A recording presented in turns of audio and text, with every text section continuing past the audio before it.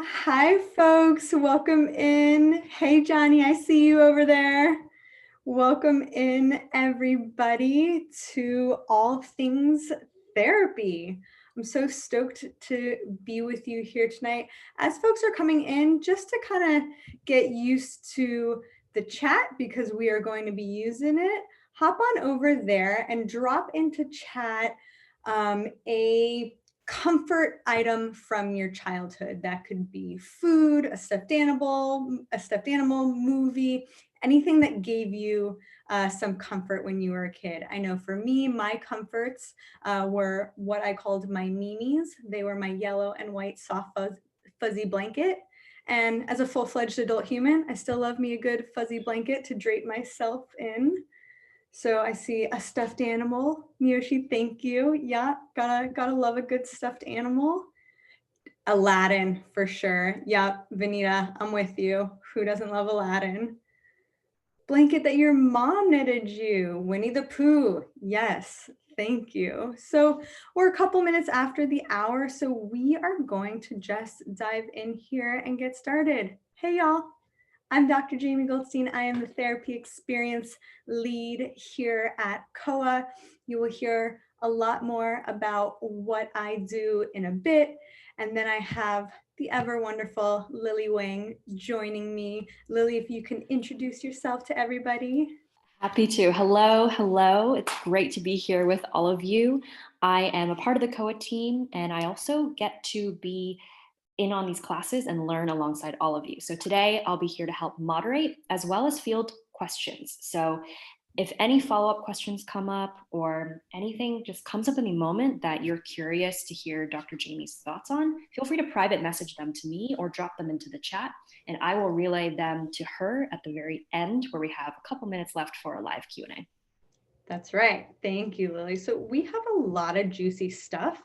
So you are here at COA, a gym for emotional fitness. This is about all things therapy. So we're going to focus on that and talk more about what COA does for the therapy world. A few participation guidelines that are really important. One is that we are recording this Q&A, but not the chat. So definitely get over there in the chat. The recording is for internal purposes to keep ourselves up to date on how we should be presenting. In the chat, keep other people's shares confidential, y'all. I want y'all to feel safe dropping into the chat and sharing, your favorite stuffed animal and all that good stuff. And also use the chat to stay engaged. +1 each other, comments, questions, reactions. Say, hey, if there's resources you want to drop in there, go for it. So real quick, want to pulse check with where people are at. Drop one word into the chat to let me know how you're feeling. No explanation needed. It can be nervous, caffeinated, achy, anything at all. One word to let me know where you're at, to let each other know where you're at and how you're feeling. How are we doing out there? Ooh, cozy. Thanks, Johnny. I like the cozy aspect. We've got cozy. I know that I'm feeling slightly caffeinated for this late in the day. Hot, exhausted, snackish, frustrated. Yep, frustration. That's one. It's out there. Stressed. Brian, thank you. Tired, anxious, and tired. Yep, that's a common one right now.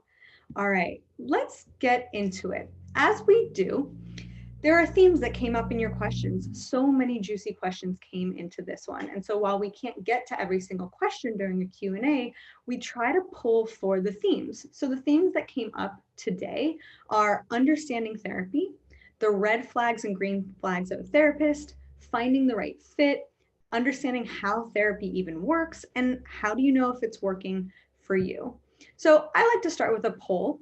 So I'm going to throw this up here, or more, Lily is going to throw this poll up here for us. And I want to invite everybody to answer this question. What do you think of when you think of therapy? Do you imagine laying on a couch, being crazy or in crisis or weak? Do you imagine, rehashing your childhood, getting advice on what to do, maybe some all of the above? I'm going to take a sip of water and give y'all a second to answer. All right, I see those responses coming in. I'm gonna give it about 5 more seconds. We'll Let's see these go. last answers coming in. 3, 2, 1. All right. All right. So it looks like, as you can see, that we've got a little bit of a mixed bag. A lot of folks viewing therapy and thinking about rehashing your childhood and getting advice on what to do. So during tonight, what I want to do is debunk some therapy myths for you all. So keep your eyes and ears peeled for some of those myths. So let's get into the first question. All right. How does someone move through their own fear and or judgment from others about the need or want to seek therapy?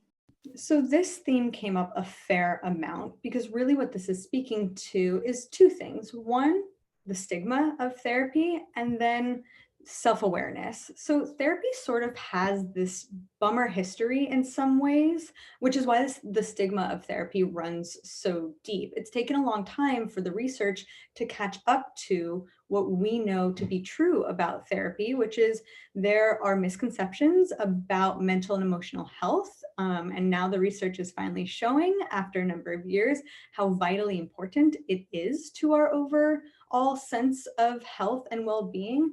And also that therapy is not only about being in crisis or suffering from mental illness, because mental health isn't only that. It's like saying that physical health is only about heart attacks and broken bones, but we know that it's so much more than that. And the same is true of our emotional health. So the first stop is what I like to call normalization station.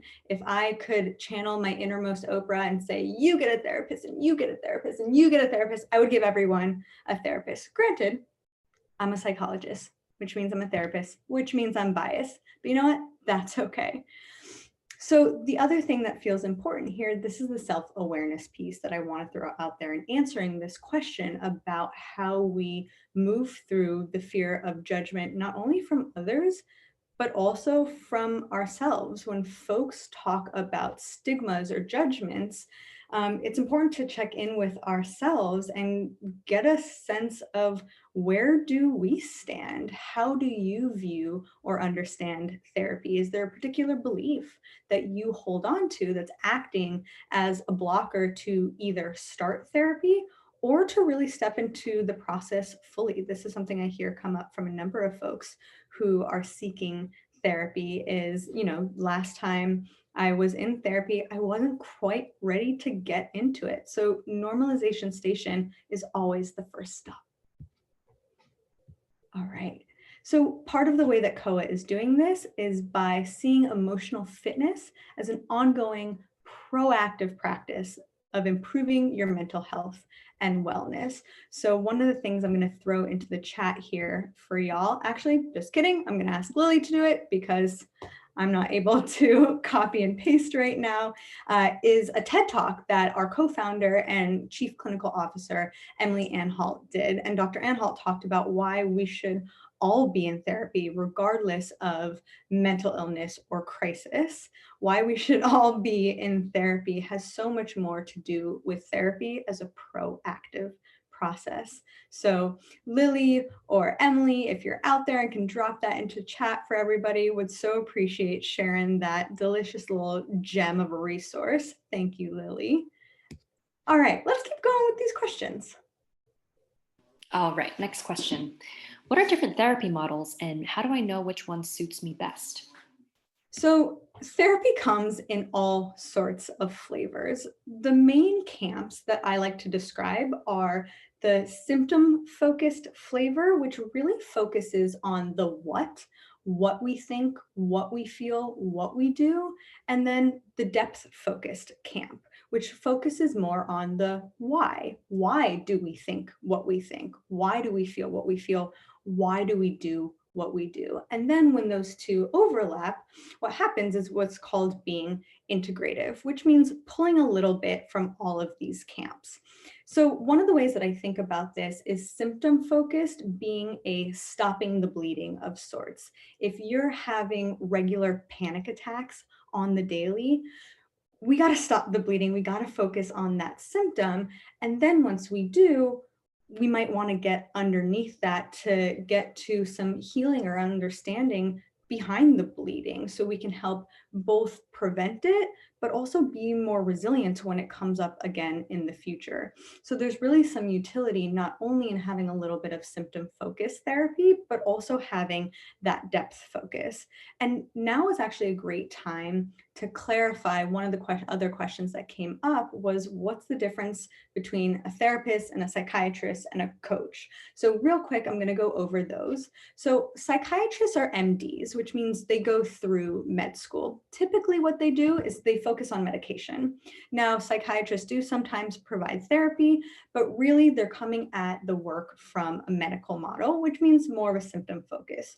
You can also, if medication is a great route for you, in conjunction with talk therapy and working with a psychotherapist, you can work with either a psychiatrist or your general practitioner to think about meds. Then, of course, there's therapists. They come in all sorts of flavors and sizes and varying degrees. So you'll see all different sorts of letters like PhD, PsyD, LMFT, LCSW, LPCC, blah, blah, blah. The whole alphabet is out there.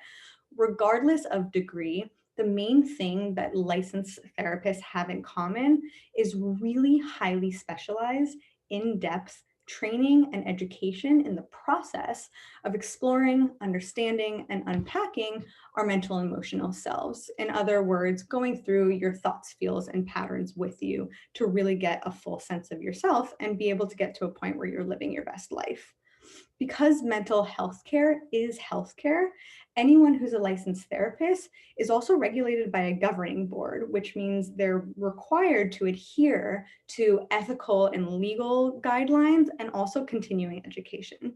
Then there are coaches, and coaches tend to be a little more specifically goal-oriented, and they can help folks oftentimes move from one task or one stage to the next. So they're a little bit more pinpointed in their goal. So that's a little bit of that explanation.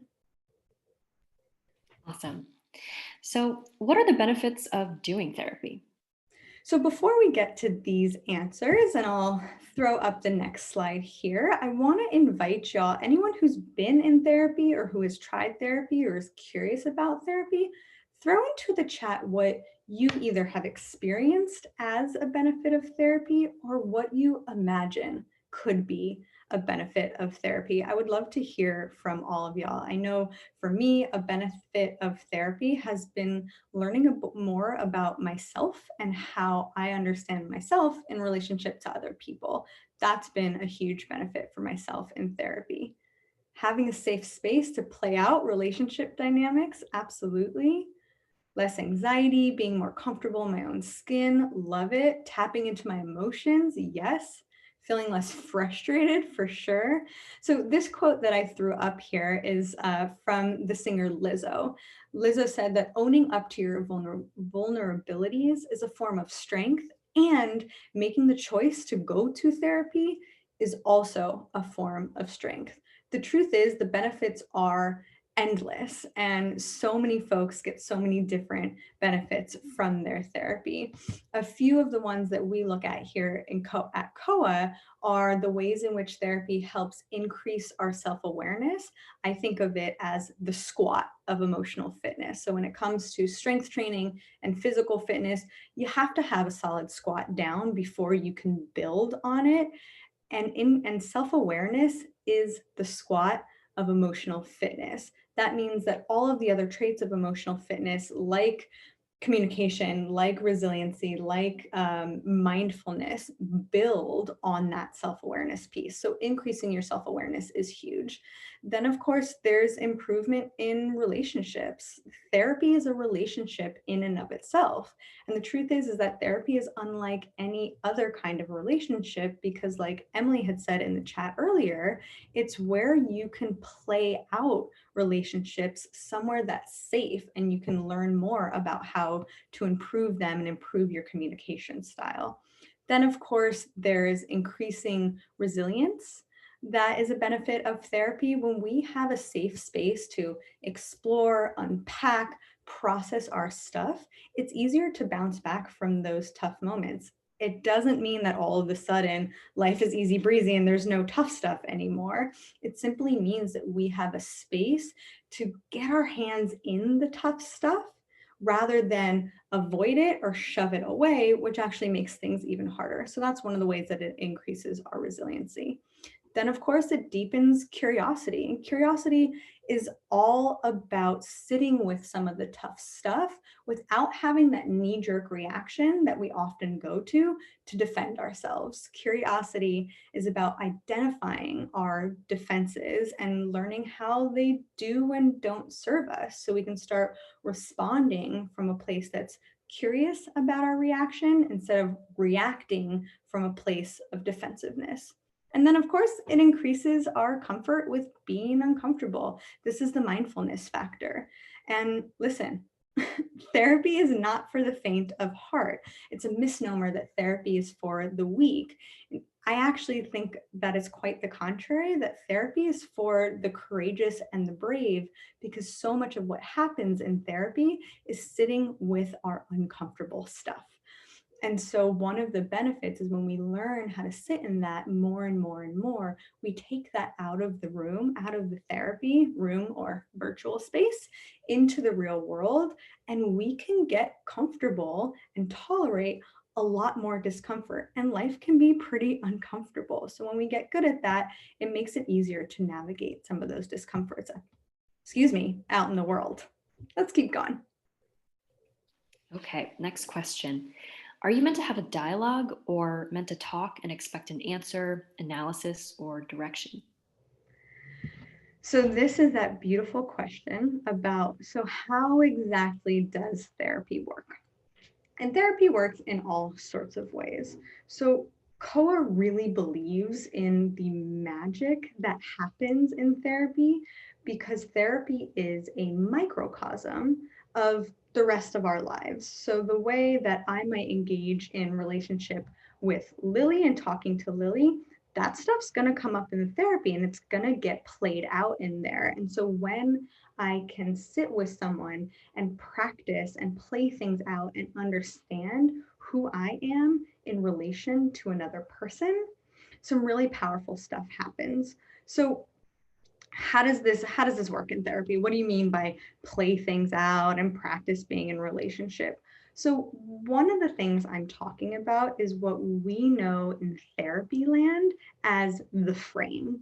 And what the frame is, it's anything that gives us some reliable structure in therapy. And so some people think of structure and think, oh my gosh, I'm going to be really confined. I'm going to be really siloed and put into this box. But actually, when we think of structure in therapy and we think of the frame, we think of anything that creates some safety and some stability, because within this frame of therapy, we're more likely to come apart or fall apart and be our messy selves. And the truth is, all of us are pretty messy. Humans are messy little creatures. We're so complex. And so it's hard to move throughout the world without allowing ourselves the space to be messy. So what therapy does is it gives us this really safe frame and this really safe container to come apart but not leak everywhere all over the place. We can come apart, we can look at the mess, we can get really curious about it and start to understand it in relationship with another person. And so in session, what that might look like is maybe me asking someone, what's lighting up for you right now? What's coming up? What am I seeing? And getting curious. So what a therapist will do in session is really get curious about what's present for you and coming up in any given moment so that we can get into some of that mess and understand it. So to go back to this question and answer it, lots of times it is a collaborative dialogue. It's a back and forth. At the same time, therapy is not meant to be easy. It's not meant to feel like Disneyland. And because the truth is that if it was easy, if it was just about, coming to therapy and getting a positive affirmation and then you go on your way and feel better, well, the whole field of mental health would cease to exist and I would be out of work if it was that easy. And so one of the ways that therapy works is this connection piece. If we can come to sit with a therapist to help identify the less than cute parts of ourselves and be challenged, albeit thoughtfully and respectfully, that's one of the ways that therapy really, really works its magic, is by identifying some of our less than cute patterns and then challenging those and getting curious about those. So that's often why therapists will ask questions about our history. And then lastly, while therapists might give suggestions for skills to try out or maybe some directions to go in all, therapists aren't advice givers. So here's me debunking that myth there. Therapists aren't advice givers. And the truth is, we don't want them to be, because advice giving at the end of the day assumes two things. It assumes one, that the person giving you advice knows what's best for you. And I can't give my patients advice and assume that I know what's best for them because I'm not living their everyday life, right? It's also not allowing them to build those resiliency muscles, build those self-awareness muscles for themselves to take out into their day-to-day lives. The other thing that giving advice sort of assumes is that a person won't arrive at their own conclusions. So if I say, oh, Lily, here's what you should do, I'm sort of suggesting that she wouldn't have thought about that on her own. And the way that therapy works is that a therapist wants to help you arrive at your own conclusions. Absolutely. I just want to plus one all of that.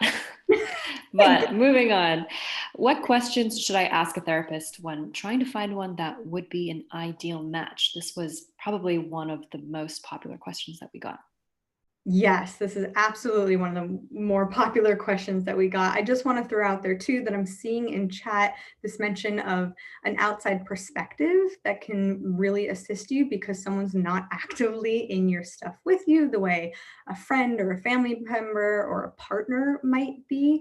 Also, Emily mentioned, needing to practice not knowing and sitting in the discomfort of a question mark as opposed to being told the right way. Okay, so when it comes to asking therapists questions to find the right match, I think about the 5 W's plus a little H. So this is the who, what, where, when, why. This is thinking about asking someone, who are you as a therapist? What can I expect in session? Where can we go in this work together? Why'd you choose to become a therapist? When will we meet? And how do you typically work?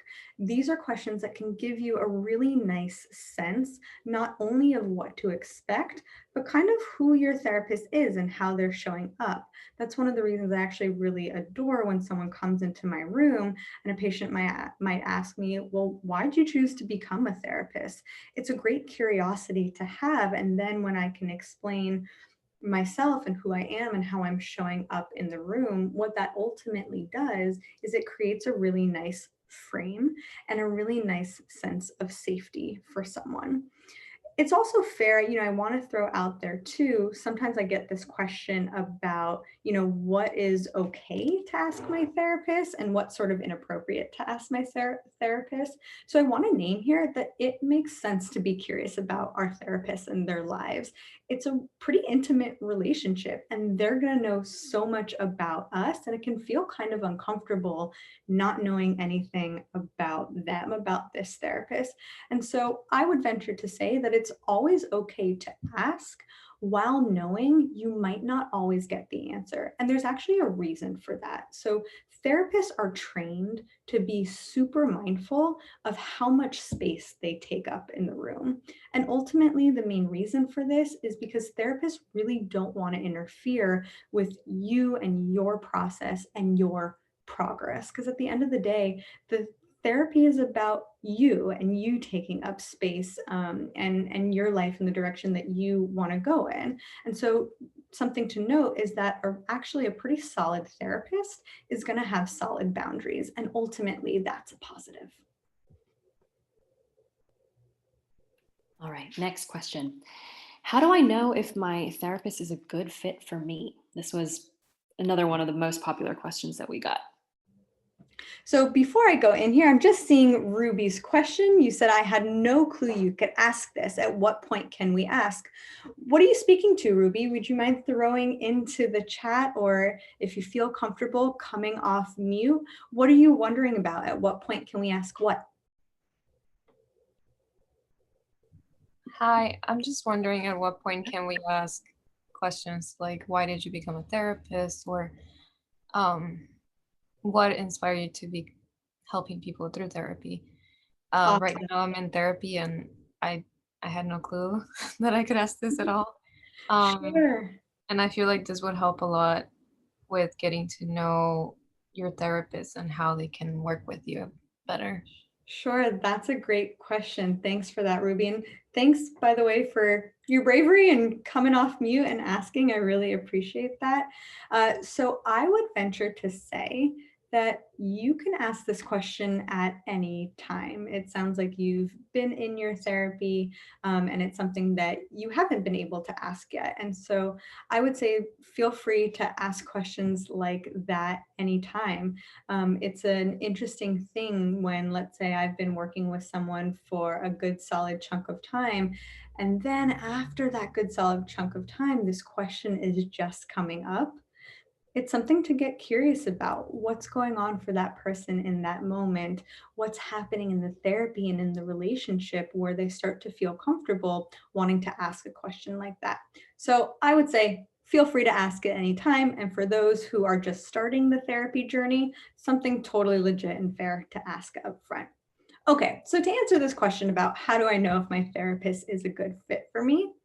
Well, I think it's very important to start with managing expectations. So, oftentimes, part of what I do as a therapy experience lead for COA is I match people to therapists who I think would be a good fit for them.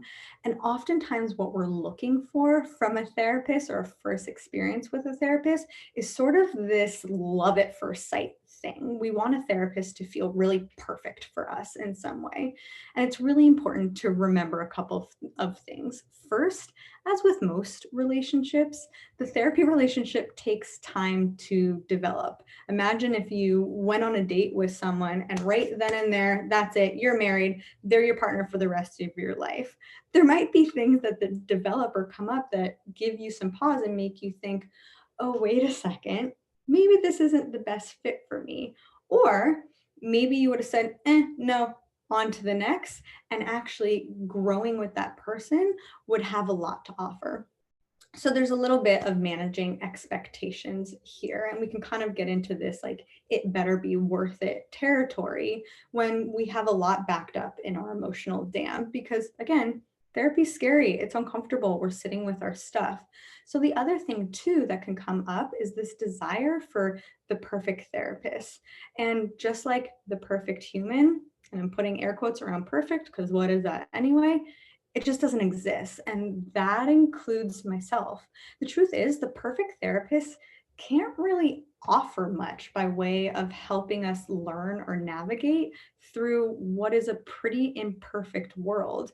So we actually want a therapist that is, the term or the concept that we would think of is good enough, meaning they meet your needs enough of the time that it creates rapport and safety and trust, but where they can still be a real human, where you can engage in real process with them, which means sometimes being disappointed or being frustrated. And when that stuff comes out, that's when the work gets real rich, it gets real deep, it gets real transformative. We can real talk about some of these disappointments in real time. And now I'm going to stop saying the word real. So all in all, managing expectations of what the right fit is going to look like for you can really, really help here. Also, to throw out there, we got another question about how much or how little to share right away. And while there are some things that might be important to let a therapist know upfront from the beginning, it's also fair and more than understandable to maintain your own boundaries and give time for that relationship and for that safety to build. So I use the scuba diving metaphor, which is I explain to patients that I'm not expecting you to go from the surface of the ocean down to the ocean floor immediately. What'll happen? Your eardrums will explode. That's not going to feel very good for anybody. So we drop down a level, we equalize. We might drop down a level, we equalize. And those levels don't have to happen in rapid succession. They can take a lot of time. So giving yourself time with this stuff is really important. Thank you, Vanita. Schitt's Creek. Watch it, y'all. I highly suggest. It's given me a lot of life right now, that show. Okay, let's keep going here. Okay, so to build on what we've just covered, what are some green flags of an excellent therapist, and what are some red flags to look out for? Yes. So the truth is, just like with any professional, there are going to be awesome ones and there are going to be not so awesome ones. I actually just read a really great analogy about this the other day, which was going to the dentist. If you go to see a dentist and you don't like the care that you received from them and you don't have a great experience, we don't say to ourselves, forget it, screw dental hygiene, it's not for me, I'm out, let that plaque build up, who cares? No. Instead, we say, ooh, wasn't a fan of that dentist. I think I need to find a new dentist. And our experience can be totally the same with mental health professionals. So there are some red flags and some green flags to think about. And I've sort of touched on them a little bit already, but let's make them explicitly clear. So in terms of red flags, if you start with a new therapist and right away that person doesn't discuss anything about confidentiality or informed consent, that's a red flag. Like I mentioned earlier, all therapists have laws and regulations and ethical guidelines to be adhering to, and informed consent and talking about confidentiality is one of those. And so you want to make sure that that's part of your initial conversation. Then, of course, is oversharing. While we might want to know a little bit about our therapists, why they became a therapist, all of that sort of stuff, it can start to get uncomfortable when we feel like our therapist is oversharing and taking up a lot of space in the therapy. Then there are things like defensiveness when we want to step into some of the challenge or some of the conflicts that come up in relationship. If you're getting the sense that your therapist is feeling really defensive about something, that might feel like a red flag. And then, of course, if you're feeling dismissed or shamed by your therapist. And all of these have counters, they have green flags. So the green flag of building safety, informed consent, one of the foundational ways that we build safety. So if you're feeling yourself establish that sense of, I feel safe, I feel held, I feel contained, I'm within that frame here, that's a green flag. That's a good sign. Then, of course, you do want your therapist to be you focused. One of the ways that I explain therapy to a new person that I start working with is that this is the you show. It's the one time and space within your whole week that you get to take up the entirety of it. And that's what you want out of the therapy. Then, of course, you do want a therapist that offers challenges respectfully, but that does challenge you. If you don't feel like you're getting that emotional workout, that you're stepping into pumping emotional iron, so to speak, if it feels light and breezy and easy every single time, you're probably not growing. Then, of course, a green flag is a therapist who's honoring your identity and not shaming you for who you are, how you show up in the world, how you take up space. You do want to feel like that's getting honored for you. So those are some of those red flags and green flags. Remember that therapy is a whole microcosm of this relationship thing. And so as these come up, we want to think about how we're going to engage in them. And so in that microcosm, maybe we're noticing, I think my therapist is feeling defensive, but maybe I'm feeling defensive and I'm sort of uncomfortable here. And so we want to feel like we can talk to our therapist about these processes, right? And the work gets real and it gets deep and it gets rich. That being said, of course, sometimes it's simply not a good fit, and that is always okay. All right, next question. How do you know if it's better to seek a therapist similar or different from you? So this one has a somewhat, maybe potentially unsatisfying answer here, which is it depends. It depends on you and your inner world. So, one of my favorite concepts in psychology land is known as the corrective experience. And the corrective experience is all about having a familiar situation that maybe you've lived through before, but where the results have a more positive outcome from the last experience. So, this works really, really beautifully in therapy when someone can come in, maybe have conflict or have a difficult relationship with the therapist, and some tough stuff can come up, but there can be a corrective experience there instead of a blaming or a shaming. So, for example, a patient that I work with who identifies as a Black woman was raised in a predominantly white community and always felt like an outsider there. And being able to vocalize the hurt, the anger, the disappointment that she feels towards white people and white spaces, and not be shamed by me, her white identified therapist, has been a really important corrective experience for her. That said, I've also consulted with and worked with individuals who, after some time in therapy with me, have recognized that for themselves, in order to really have the safety they need to go deep and process their experience, they want to find that safety that's created with someone with a similar cultural background, or who speaks their native language or shares their gender identity. That's also a totally legit and very real and valid experience. So that's why it depends. It's sort of about checking in with you and your inner world. Sometimes we want to challenge ourselves to work with someone who's different from us, to have the potential for those corrective experiences. Sometimes, you know what, we don't need that challenge, and it's really the safety that we need. So it really depends. It's a good question to be asking yourself. Let's keep going. All right, this is also a great question. How do you know if it's working?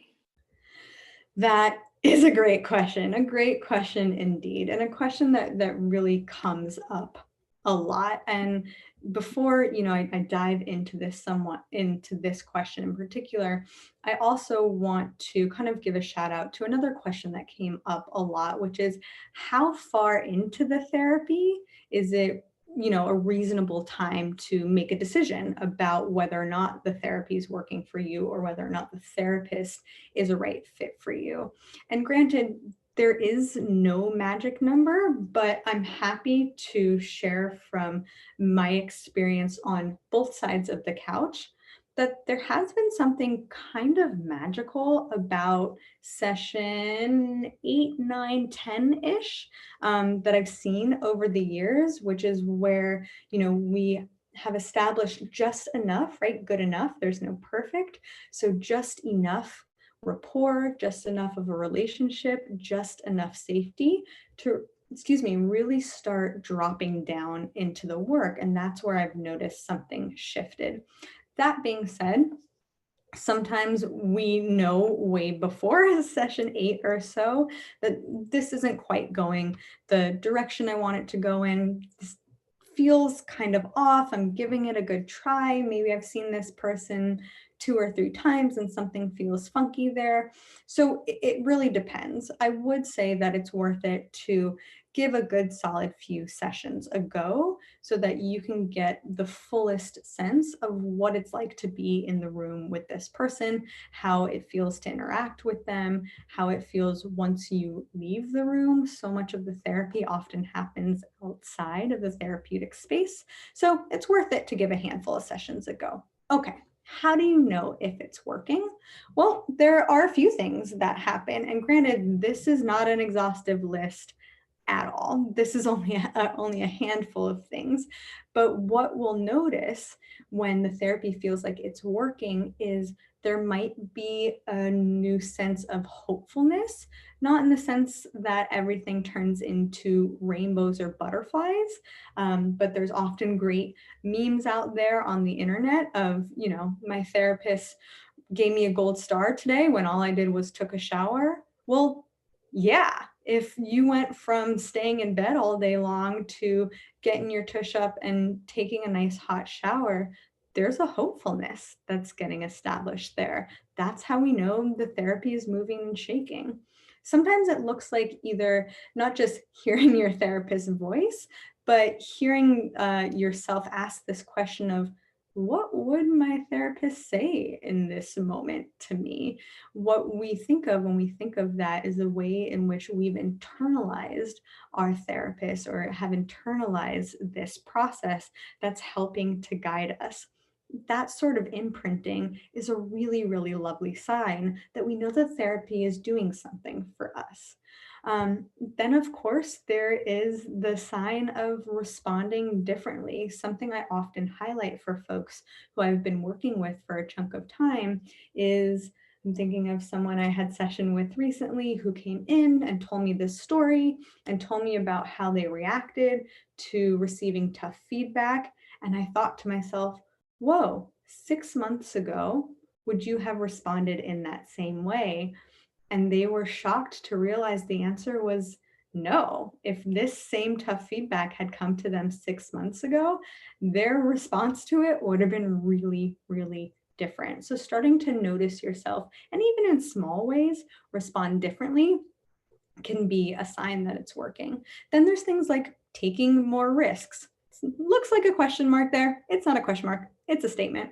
Taking more risks. When people take more risks at work or in dating or even within themselves of trying something new, you can see that there's a resilience getting built there, right? That resilience of bouncing back more quickly from tough stuff.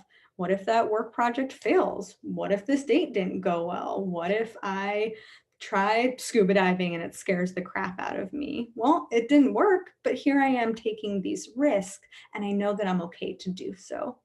Then, of course, knowing that you've done a workout is how you know the therapy is working. When people, one of the signs that I see as a therapist is when someone starts to get mad in session. That's often a sign for me when someone starts to get mad or get frustrated. I'm thinking about someone I worked with a number of years ago who it was a big deal when she burst into my office at the time of her session and she was like, "Doc, I was really pissed off at you last week for saying what you said."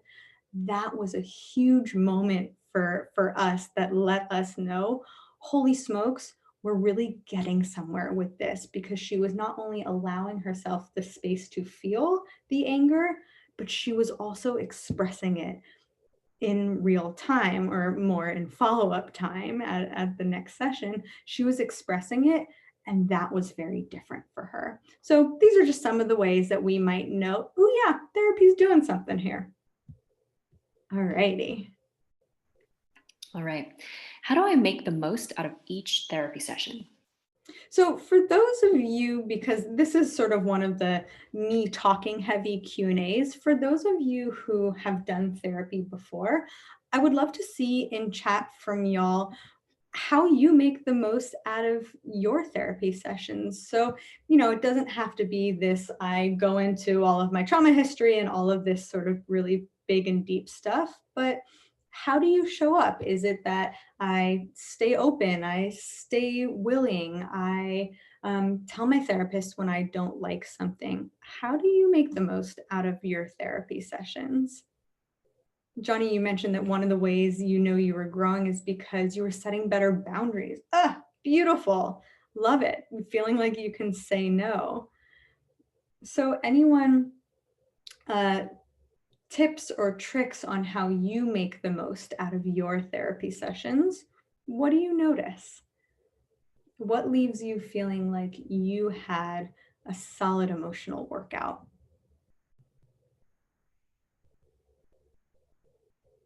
being honest and being vulnerable. Yeah, that can be tough and scary to do. I know in my own therapy, and then on the therapist side of things, space for vulnerability really can be huge. Lily, talking about, yeah, wanting to talk about during keeping track of the things that you want to talk about during the week and coming in with what you might have, giving feedback to your therapist, Alexa. Yeah, that's beautiful. So, what I think about this question is truly that you get out of therapy what you put into therapy. And I love this image here of what we think therapy is going to be like, which is like, oh, I feel good, or oh, I don't feel good. And what therapy is actually like, which is staying open to the fullness of our experience, even when it's hard. If you look at the faces that are on this board, there's at least 1, 2, 3, or 4 of them that, even just looking at these, hand-drawn smileys, don't look like really fun experiences. Those faces look like scared or sad or really upset or kind of confused and unsure. And when we can stay open to the full range of human emotion is when we can really make the most out of our therapy. And I want to throw out there and say as well that some of the deepest, most juicy, rich sessions I've had with folks have come out of days where a patient starts session by saying, I don't really think I have that much to talk about today. So even when it feels like there's nothing there, I will say that when it comes to the psyche and to our mental selves and our emotional selves, there is always something there. We just can't help it. That's how humans work. All right. What's the best way to have a hard discussion about the therapy with your therapist? So this is whoop, let's go back there. This is quite the question. And it's a tricky one. And it's something that I've sort of been sneakily speaking to this whole time. So this question, like, how do I share that I don't really feel like I'm making progress, or this particular method that we're trying to use in here doesn't feel useful to me? What I've been speaking to for the past almost 50 minutes is how the therapy is this really, really beautiful microcosm for how we engage in relationship. So, what's the best way to have a hard discussion with your therapist about the therapy? The best way to do it is to have it. And that can be really tough and really uncomfortable. So, one of the tangible suggestions I often make to folks is to get out in front of it by naming, this is really hard for me to do, or this is really hard for me to say. This makes me really uncomfortable, but there's something I need to say, or this is really hard for me and I want to push myself to do this and to talk about it. Because if we're noticing we're not talking about a tough thing within the safety of the therapy, there's probably other tough stuff in our relationships outside of therapy that we're also not talking about. So the best way to do it is to do it, and you can get out in front of it by naming, this is hard for me and I still want to tell you about this. So now is the time, the last 10 minutes, 5-10 minutes or so, that I want to give us space for a Q&A, any of the questions that have come up for y'all, whether we throw them into the chat here and I can see them and address them, or if they've come to Lily. Lily, I'm so curious to hear what questions have been coming up for folks. I've been doing a lot of talking. I hope y'all have been doing a lot of thinking. I would love to hear what's been on people's minds. Totally. So we've had some great questions come in. The first one is going back to the point about red flags and green flags. So Jamie, when you mentioned the green flag of a therapist who respectfully offers challenges, there's a follow-up question about, what do those respectful challenges look like? What if the challenges become too challenging? I think this connects to this latest question about, how to have those hard conversations, but wondering if you could just give some thought to that. Yeah, that's a really, really great question. So I like to use the physical fitness analysis, or excuse me, analogy to this as well, because when we are being pushed, whether that's by a group fitness instructor or a one-on-one instructor or something like that, when we're being pushed, it's hard, and maybe we don't want to do another freaking burpee and we're at our breaking point, we want to cry or we want to throw up. But at the end of the day, we walk out thinking, I'm so glad that I did that, or I needed to do that in some way, shape, or form. Or maybe down the road, once we get back to doing those burpees again, we feel that we could do that one more that it felt like we weren't able to do previously. And so this is where you're finding that balance between being pushed and being challenged, and breaking that emotional sweat, but not being so pushed, not being pushed so hard and so far that it keeps you from wanting to come back. And so checking in with yourself, right? That if, in a physical workout, if your body is pushed way past its point, you're going to get into this boom bust cycle where you have boom, this huge push, and then bust where you literally feel busted, and then you're having to heal from that before you can get back to where you were before. And so we don't want this to happen emotionally either. And so if you're feeling that you're being pushed past your breaking point, you're right, Lily, this comes back to the question we just had about being able to say out loud, this is going too far for me. Or coming to that scuba diving analogy again is, I feel my ears puffing up here. I think I need to level out and equalize. I'm not ready to go down to the next layer yet, and having that honest discussion. And of course, this will also give you feedback about the green and the red flags here, is we want to know that a therapist can honor that and honor you in the moment and hold space for that, and to get curious with you. That a therapist might say, tell me what feels like too much here. We don't have to go there. I'm not going to make you do it, but let's get curious about it. Tell me more about how this feels like a lot right now. What does that mean for you? And getting curious there together. That's great. And we've heard it a few times with the presentation, but that moment when you can say, like, you can offer feedback to your therapist is really beneficial to the therapy itself. So appreciate that question. Yeah. So another question that came in is around how to break up with your therapist. And I think this is a really appropriate question. So this person said specifically that I matched with one through BetterHelp, and I was pretty sure I wanted to switch before, and I'm now very confident I want to. How much of an explanation is normal or needed to explain why I'm hoping to switch to a different therapist on the same platform? That's a great question. And it kind of ties a little bit into what we've been talking about, which is when folks come to me, because I do the matching process for so much of COA, when folks come to me and say, oh, I think I need a new match, the question I always ask is, have you talked to your therapist about it yet? So that's the first place that I would always start here, is getting curious about, have you talked to your therapist yet about what's not working for you? Have you challenged yourself to have that hard discussion about the therapy with your therapist? If the answer is yes, I've done that tough stuff, I've engaged in that conversation, it's still kind of not going the way that I want or need it to, the truth is, it's up to you how much or how little you share. You can give your therapist feedback and let them know, hey, this is what I brought to you. I didn't really feel like I was met with XYZ thing that I needed. I think it's time for me to look elsewhere. Or you can let them know, hey, thank you. I appreciate what you've brought to me, and I think I'm ready to wrap up. It is totally up to you. That being said, I would always empower someone to err on the side of communication and communicating.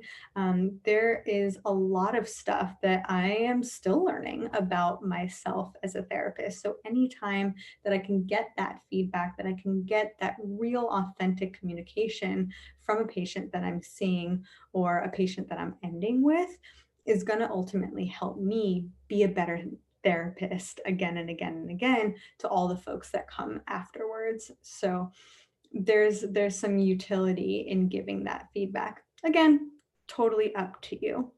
So I want to, quick note, say thank you to everyone. These questions were brilliant and wonderful. I could talk about this stuff forever. I want to leave you all with a few main takeaways here. The first being that therapics, bleh, therapy works even better as a proactive practice. We do not have to be crazy or in crisis or in a really weak or tough place to start therapy. It works better as a proactive practice because it builds up those emotional fitness muscles so that when the tough stuff comes at us, we can handle it better when it does. And then also, therapy is meant to be challenging. I've been saying it this whole time. If therapy feels like Disneyland, well, we're not doing as much as we should be, or we're not growing the way that we might need to be. Then, of course, the magic of therapy is a microcosm of the relationship, getting to play out in real time in a safe way with a therapist. What the rest of your relationships look like is truly, truly magical. And then, of course, take the time to develop the relationship with a therapist and give yourself and the therapist that option. So now that we're here, y'all, give me another word. How are you feeling? Let's check back in. We started with a pulse check. Let's end with a pulse check. Where are y'all at? And again, no explanation needed. It can still be that you're over caffeinated or you're still exhausted. Where are folks at right now? Just one word. Jessica, curious. Yeah, beautiful. Thanks, Jessica. Where else are folks? Reassured. Cassie, that's lovely. I'm glad to hear that. Feeling reassured. Johnny feeling calm. Thanks, Johnny. Hungry. Brian, I'm with you. I am going to eat after this. Teresa, informed. Nice, Teresa. Thank you. Feeling confident, Yoshi. Community. Emily, thank you. Feeling in community. I know that similar to Brian, +1 on that hungry. I'm also feeling quite relaxed, and I would also say appreciative. I so appreciate being here with you all. So in being here, we'd also love your feedback. Lily is going to take a second to drop that feedback survey into the chat. Your feedback is so important to us because we're always working on our emotional fitness as well. So if you don't mind taking 30 seconds to fill out that feedback form, I want to continue to both myself as an instructor and a therapist, and also the COA community as a whole, I want to continue to create experiences that are meaningful for y'all. So feedback is one of the ways that we are able to do that. And you're really helping us build something here when you provide feedback. So if you can take the 30 seconds to do that, would so appreciate it. Then of course, I'm gonna let Lily speak to this one because not only are we launching our 8-week series, but there are some awesome classes coming up. Lily, tell them about it. Thank you, Jamie. So I just want to jump in here and say that we have an awesome 8-week series coming up. If you liked some of what you learned today and what COA is all about, which is working on your mental health proactively, we have a set of series focused on emotional fitness for general mental health, for anxiety, and for improving leadership skills. So I just dropped a hot link. That's the link to apply to the series if any of that interests you. I also want to mention that we have some awesome classes coming up, just like this one, on topics like holiday anxiety tomorrow, building better friendships, sex and intimacy, emotional fitness for mental health. That's an intro class, and adulting, and that one's led by our very own Jamie herself. So I'm also going to drop another link in the chat here if any of you are interested in those classes. They're all online and most of them are free right now. So I would highly recommend taking advantage of those. We had one final question that was, what do we recommend if therapy is not accessible to people right now? Well, that's why we have these classes. They're a supplement to the work you do in therapy. We can't really replace that one-on-one relationship as Jamie went over today, but it's a great way to work on your emotional fitness in community in tangent with the work you do in therapy. Exactly right. And again, just thank you all for being here, for showing up, for being with us on this Wednesday evening. I hope y'all are staying as safe as you can, as healthy as you can, as warm and cozy as you can. Feel free to reach out, follow us at Join COA on Twitter and on Instagram and on all the places. And I'll be excited to see y'all again at a class sometime soon. Thank you all for joining us. Have a wonderful evening. Bye, y'all. Take good care. Thank you. Thank you. See ya.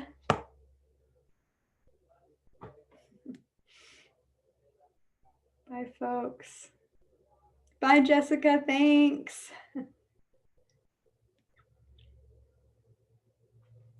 Thanks, y'all. Have good nights.